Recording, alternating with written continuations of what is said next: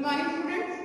Class 10 commerce में पीछे जो छूटा था वो था आपका accounting treatment of banking transaction.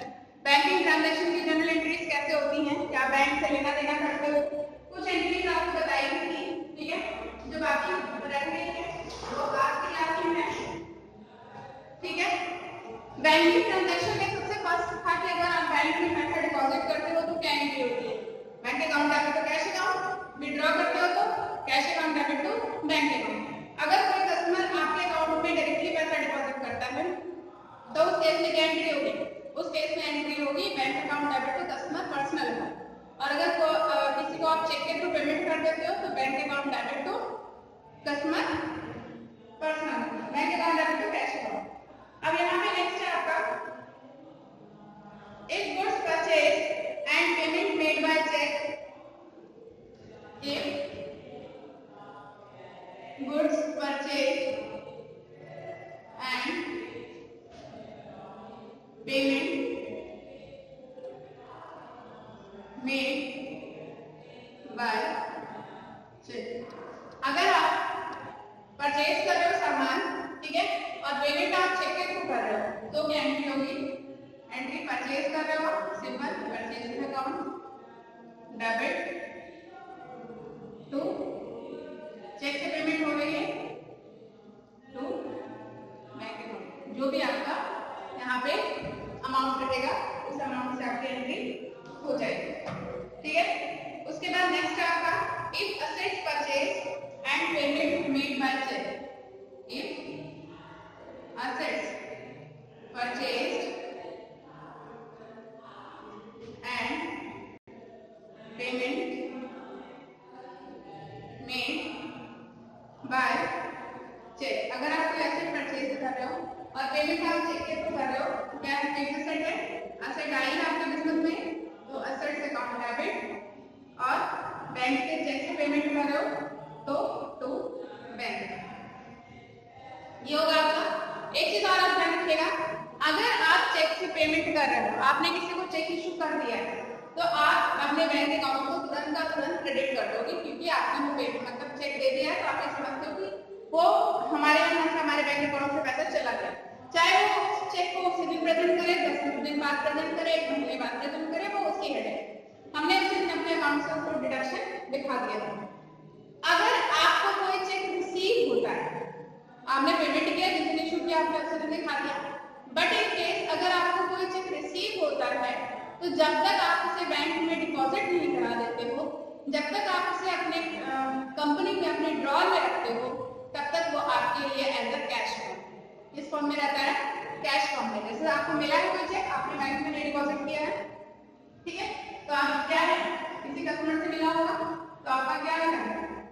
Cash account debit to customer person. ये हो गया। अब इसी चेक को आपने 2 दिन बाद बैंक में डिपॉजिट करा दिया तो एंट्री क्या हो जाएगी? Bank account debit to cash. ये ठीक है, ये चीज हमेशा ध्यान में रखिएगा कि अगर आप कोई चेक इशू करते हैं, ठीक है, तो आप उसको उसी दिन अपने यहाँ से पेमेंट दिखा देंगे, पर अगर आपको कोई चेक रिसीव होता है तो जब तक आप उसे अपने बैंक अकाउंट में डिपॉजिट नहीं करेंगे तब तक आप उससे बैंक बैलेंस बढ़ा हुआ नहीं देंगे। ठीक है, अब इसके बाद है आपकी जो एंट्रीज है वो है, आगे कंटिन्यू करते हैं। एंट्रीज की आप घर में प्रैक्टिस करते रहिएगा, ये आपका बेस है। ठीक है, कोई भी एंट्री कहीं से भी आ सकती है। इसके बाद है goods sold and payment received by cheque. Goods sold and payments received by check। आपने सामान बेचा है और आपको चेक रिसीव हुआ है, ठीक है, पर वो चेक अभी आपने बैंक में डिपॉजिट नहीं किया, वो चेक अभी आपने बैंक में डिपॉजिट नहीं किया है। ये चीज मैंने आपको वहां पे भी बताई थी, अभी पीछे वाले क्लास में। तो सामान गया है तो सेल्स अकाउंट क्रेडिट हो जाएगा, और बैंक में भी चेक आपने डिपॉजिट नहीं किया है तो कैश अकाउंट आपका डेबिट हो जाएगा। If the promptly deposited in the bank. If the check is received promptly deposited by the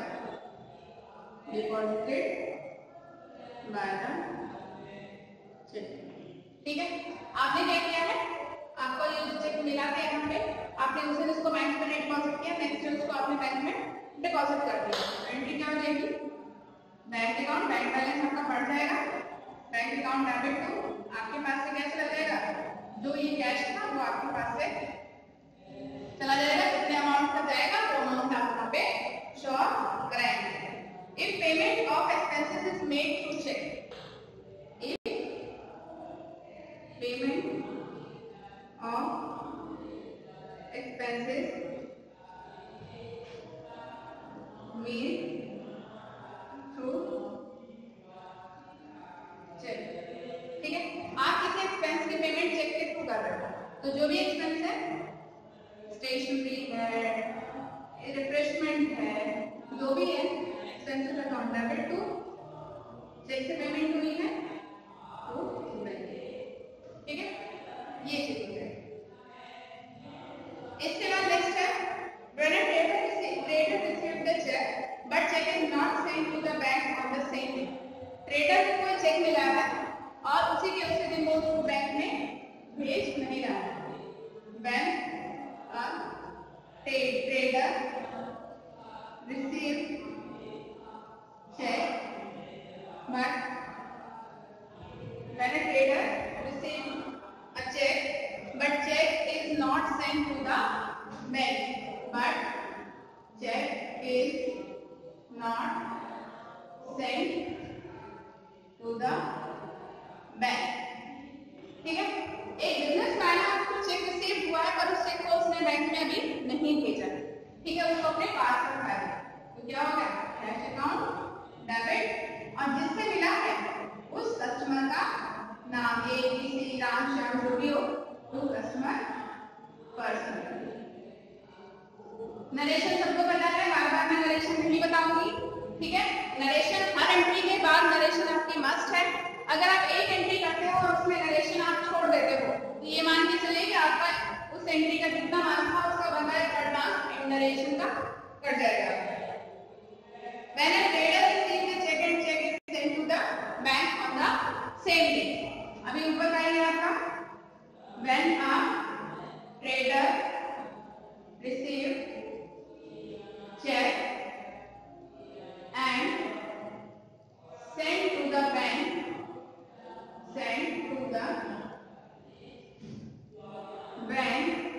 on the same day, उसी के उसी दिन उसको बैंक में भेज दिया गया, तो हमारा क्या हो जाएगा, बैंक बैलेंस डेबिट हो जाएगा, बैंक अकाउंट डेबिट टू, जिसके भी हाथ पे हमारा चेक आया था तो कस्टमर पर्सनल, ठीक है, तो कस्टमर पर्सनल। इसके बाद है आपका if check is received by debtor is dishonored by the bank, अगर जो चेक हमें ऊपर मिला है और वही चेक हमारा डिसऑनर हो जाता है, अब cheque was dishonored by the bank, जो चेक हमें यहाँ पे मिला था वो चेक हमारा बैंक ने डिसऑनर कर दिया। डिसऑनर करने का रीजन कुछ भी हो सकता है, डिसऑनर करने का रीजन यहाँ पे हो सकता है कि आपने डेट गलत डाली हो, आपने अमाउंट गलत डाला हो, ठीक है, आपके सिग्नेचर का मिसमैच हो, और लास्ट सबसे बड़ा ऑप्शन है कि हो सकता है कि उस अकाउंट में, जिस अकाउंट से पेमेंट होनी थी उस अकाउंट में बैलेंस ना हो, उस अकाउंट में बैलेंस ना हो, तो यही चेक आपका डिसऑनर हुआ है, तो यही एंट्री आपकी अपोजिट हो जाएगी, customer personal account debit to bank, ये चेक अगर आपका डिसऑनर हो जाता है तो उस केस में हो जाएगा, ठीक है, ये हो गया आपका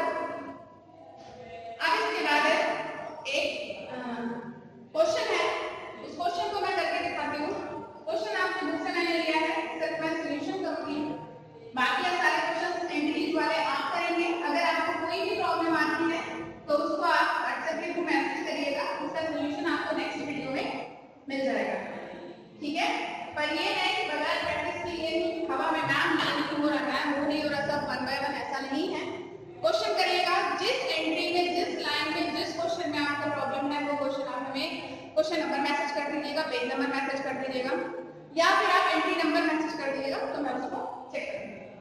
ठीक है, अब यहाँ पे मैं आपका पेज नंबर 114 पे एग्जाम्पल नंबर फर्स्ट है आपका, देखिए मार्च 1 a check of ₹500 is received by Mohanlal.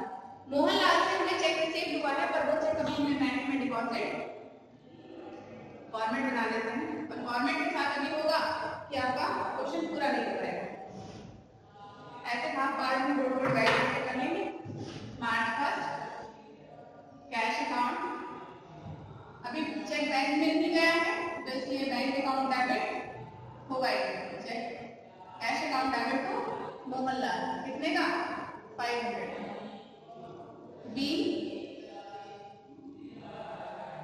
Check received by Mohanlal. ठीक है, ये फर्स्ट एंट्री हो गई आपकी। सेकेंड एंट्री आपकी क्या है? Goods purchase of ₹1500 and paid by cheque. कौन से मार्च की है? March 5 goods purchase and payment made by cheque. तो एंट्री क्या हो जाएगी? Purchases account debit to bank account, कितने से? 1500। कितने से? 1500 से। एंड नरेशन आपको कीजिएगा, एक नरेशन मैंने आपको लिख के बता दी है। उसके बाद है March 10 a check of ₹200 received from Nandkishore and deposited in the bank. हमें क्या है? नंदकिशोर से चेक मिला है और हमने उसको क्या किया है? बैंक में डिपॉजिट कर दिया है। तो bank account debit to Nandkishore. हमें बैंक से हमें चेक मिला है और हमने उसको बैंक में डिपॉजिट कर दिया है। कितने का है? 200 का है। ठीक है, और किससे मिला था? नंदकिशोर से मिला था। इसके बाद है goods sold Mohan and cheque of ₹1000 was received which is deposited in the bank on the same day। हमें क्या है? हमने सामान बेचा है मोहन को, 1000 का उसने हमें चेक दिया है और उस चेक को हमने उसी दिन बैंक में डिपॉजिट कर दिया। उसी के उसी दिन हमने बैंक में क्या कर दिया है? डिपॉजिट कर दिया है। तो बैंक अकाउंट डेबिट, और किस अकाउंट के अगेंस्ट मिला हमको पैसा? Sales account. हमने प्रोडक्ट बेचा है, उसके अगेंस्ट हमें 1000 का चेक मिला था और उस चेक को हमने अपने पास ना रख के उसको हमने क्या कर दिया है? बैंक में डिपॉजिट कर दिया है। अब इसके बाद नेक्स्ट है 20 मार्च पेड वेजेस थ्रू चेक। मार्च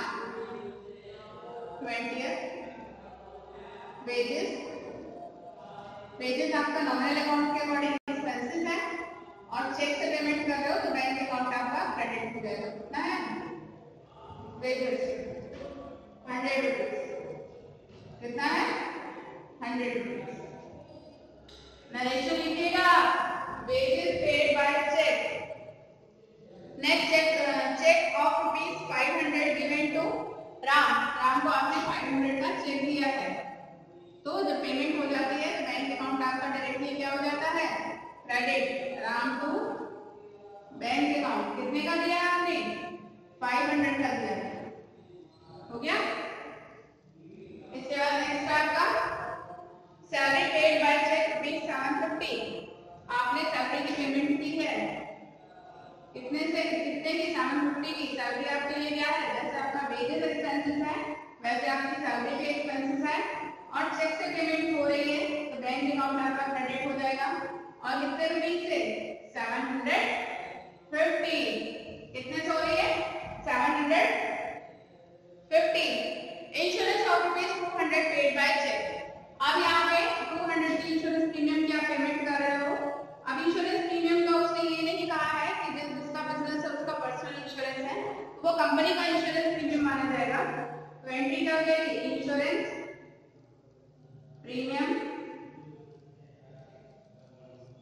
अकाउंट डेबिट और चेक से पेमेंट हो रही है टू बैंक अकाउंट। कितने का? 200 का।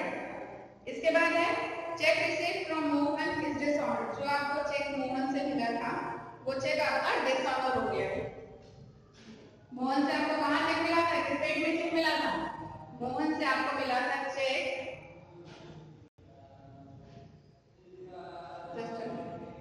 15 February. Goods sold to Mohan and rupees 1000 received which is deposited in the bank on the same day. हमने ये 12 मार्च को हमें यहाँ पे चेक मोहन से मिला था और इसको उसी के दिन हमने बैंक में डिपॉजिट कर दिया था, तो हमारी एंट्री हो गई थी bank account debit to sales account. अब ये चेक हमारा डिसऑनर हो जा रहा है, तो डिसऑनर होने के केस में हमारी एंट्री क्या हो जाएगी, हम मोहन को वापस कर देंगे उसका cheque Mohan debit to bank account. कितने से अमाउंट हमका वही रहेगा 1000। ठीक है, ये आपका cheque cross cheque of 700 receive from Gopal. आपको क्रॉस चेक मिला है, वो आपका कैश हो जाएगा तो bank account debit to Gopal. ठीक है, ये एंट्री आपकी ऐसे आपको सारी एंट्रीज करनी है। अब इसके बाद नेक्स्ट टॉपिक आपका बैंक ड्राफ्ट वाला, वो मैं आपको नेक्स्ट वीडियो में बताऊंगी। आज के लिए इतना ही, थैंक यू।